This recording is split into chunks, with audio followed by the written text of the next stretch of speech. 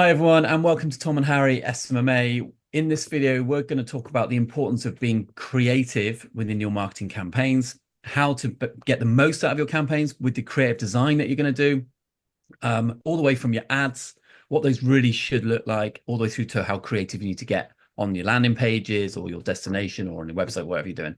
So, yeah, without any further ado, Harry, like this is such an underestimated topic. Yeah, This is I genuinely believe that this is the one element which is so not discussed, yeah, is brushed under the carpet, particularly, yeah, and it's not spoken about at all by other influencers in this space like us. no, I agree, mate. And I think it's the biggest problem that agencies have when you're a lead generation like service-based agency. The biggest problem they have is bringing in quality leads. Is Yeah. I'm running these ad campaigns for all these local businesses, but these leads are not converting, like for the life of me. And the number one reason of why they're not converting is because of their inability to position their client as a luxury brand. And the only way you can do that is by having a creative mind and you're good at design. I think yeah, absolutely. But here's the other, like, it's even things like, because some people watching it are now thinking, like, what do you mean, like, creative?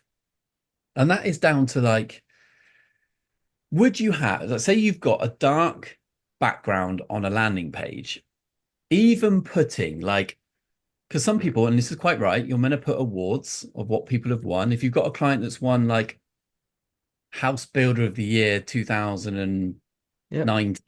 right? Through social proof and through what we teach our students and all this stuff, you need to have that. So people, it gives it a little bit of an oomph that these people actually have been like quite successful. Yep. Even if you've got a dark background and you put a fucking white stampy awards badge on there, it looks shit. Yep.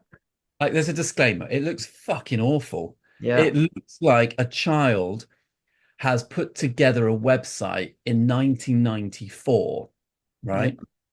Doesn't match, it doesn't blend in with your funnel. That's one example which we see a lot. It just looks And gash. And that, but not just from people who are doing landing pages. This is the same with website developers too, where they make it look utter garbage. and on ads, mate, my biggest one is like the whole point of it, and we're talking about landing pages here. Like when you're running an ad campaign, you send it to a landing page or a sales funnel rather than your website. And when you look at what the website is and you look at the funnel you've made, most of the time they look completely different.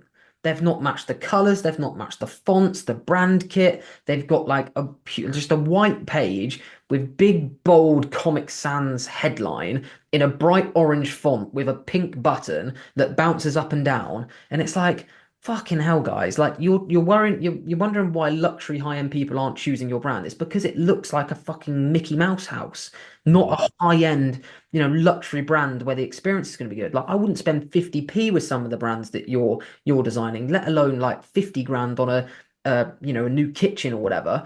But I just think it has such an impact which people don't know, and I think it's down to them not. This is where, in my view, mate, I don't know whether I'm going off on a tangent here, but this is where I think people's lack of knowledge on actual marketing and brand it affects people's social media marketing agencies. And this is the difference between a beginner agency that can make 4 or 5 grand a month very easily, like because you can get away with that shit in comparison to our agency and other agencies that are making 50, 100 grand a month from their agency because they understand brand. They Yeah. they do. And you have to understand brand. You have to know what a luxury brand looks like. You have to know what color palettes and fonts are fit for a luxury brand. You need to know what colors and fonts are for a fast food restaurant, for example. Like that, you have to understand that and study it. I And think one of the things, mate, like talking about the awards stamp and stuff, but like even like you just said, the fonts, but people have like a headline on a funnel and it will be, say, dark navy on a white background. It'll be a shit font, like we said, it'll just look tacky, like it would have been on a school poster type stuff.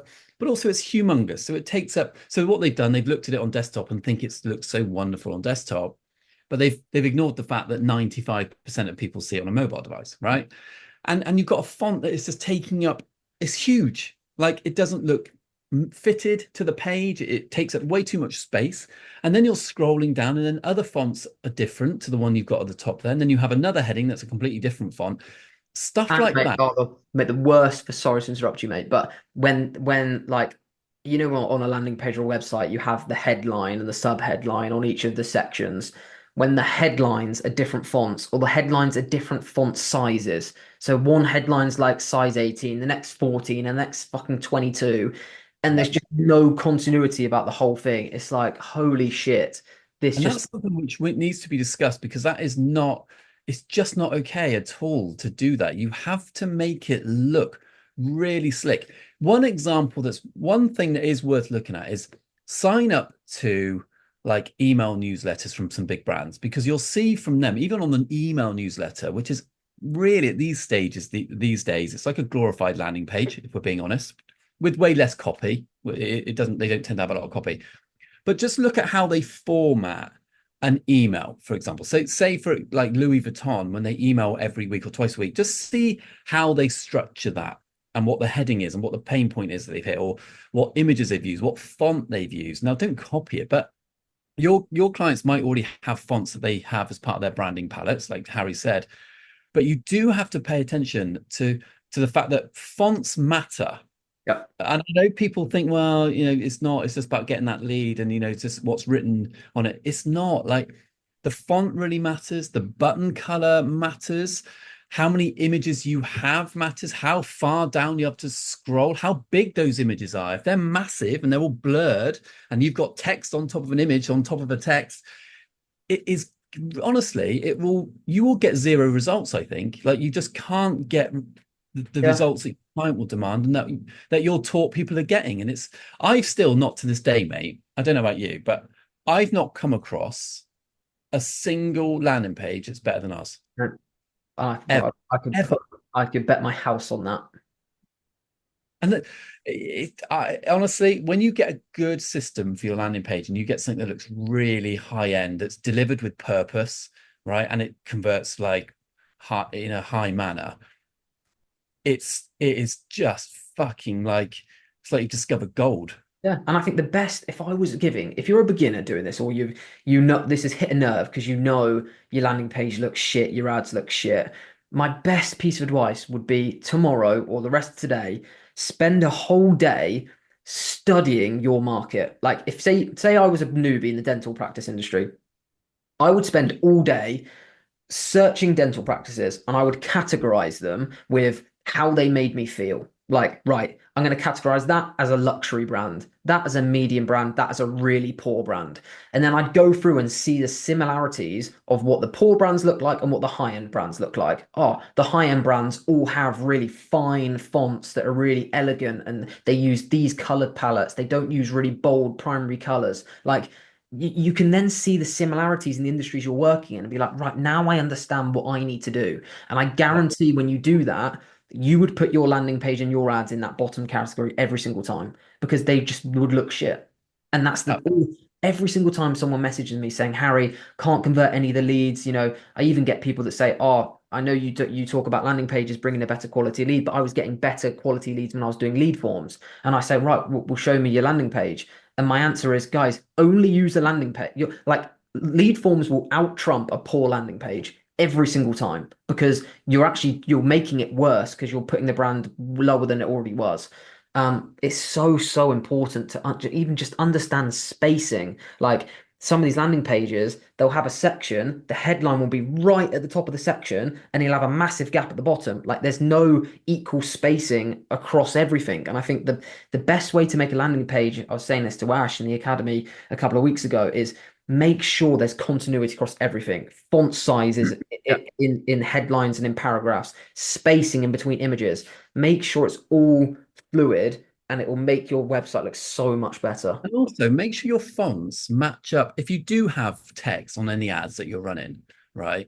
Make sure they kind of the fonts and the text on the ads are matching and consistent with your destination, which should be your landing page, because the amount of people who have all these wacky fonts on an ad, which you shouldn't do really anyway, all the way through to different fonts, it just looks fucking shit. You wouldn't pay money like this.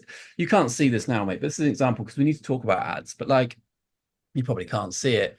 But this is an example of like a dental ad, which is Yeah, just very, very busy, and it's okay, it will do something. But if you're sending someone from like a blue ad, right, with these type of logos and this type of font to then a completely different color scheme, they don't match up, and it's something which people don't get taught. It's not explained well in this industry, but your visual representation of your client's brand is everything. And also it's worth understanding what above the fold is. This is really key. If you do have a landing page, above the fold is all the information you see before your finger swipes gradually downwards as a scroll. Okay. It's called above the fold because it used to be in terms of newspapers and magazines. You didn't want to be in the crease of the fold. Long story, it's not fucking irrelevant.